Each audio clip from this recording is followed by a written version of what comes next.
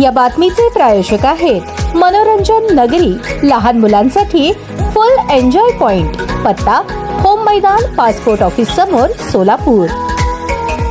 निसर्गातील प्रत्येक चराचरामध्ये ईश्वराचा अंश असतो याची जाणीव ठेवून जिल्ह्यातील सेवानिवृत्त शिक्षकांनी पशुधन बचाव मोहिमेअंतर्गत पूरग्रस्त मुक्या जनावरांना पशुखाद्य वाटपाचा उपक्रम समाजाला दिशादर्शक ठरणार असल्याचे गौरवोद्गार मुख्य कार्यकारी अधिकारी कुलदीप जंगम यांनी सेवानिवृत्त शिक्षकांच्या वतीने पशुखाद्य वाटप करण्याच्या कार्यक्रमात काढले। परिषदेचे मुख्य कार्यकारी अधिकारी कुलदीप जंगम यांनी पूरग्रस्तांना मदत करण्याबाबत जिल्हा परिषद कर्मचारी संघटनांच्या प्रतिनिधींना आवाहन केले होते। या आवाहनाला प्रतिसाद देत सोलापूर जिल्हा परिषद सेवानिवृत्त शिक्षक संघटनेच्या वतीने शिवानंद भरले यांच्या कल्पनेतून सुचलेल्या पशुधन बचाव मोहिमेअंतर्गत सीना नदीच्या महापुराने बाधित झालेल्या गावातील मुक्या जनावरांना पशुखाद्य देण्यासाठी सेवानिवृत्त शिक्षकांनी 2,60,000चा निधी जमा केला। त्यातून 7 टन पशुखाद्य खरेदी केले। त्याचे वाटप प्रातिनिधिक स्वरूपात 10 शेतकऱ्यांना जिल्हा परिषदेचे मुख्य कार्यकारी अधिकारी कुलदीप जंगम यांच्या हस्ते करण्यात आले। यावेळी शिक्षणाधिकारी कादर शेख, पशुधन अधिकारी विशाल येवले उपस्थित होते। पूरग्रस्त बाधित गावातील शेतकऱ्यांच्या बांधावर जाऊन जिल्हा परिषद सेवानिवृत्त शिक्षक संघटनेच्या वतीने राज्याध्यक्ष शिवानंद भरले, जिल्हा अध्यक्ष सुभाष फुलारी,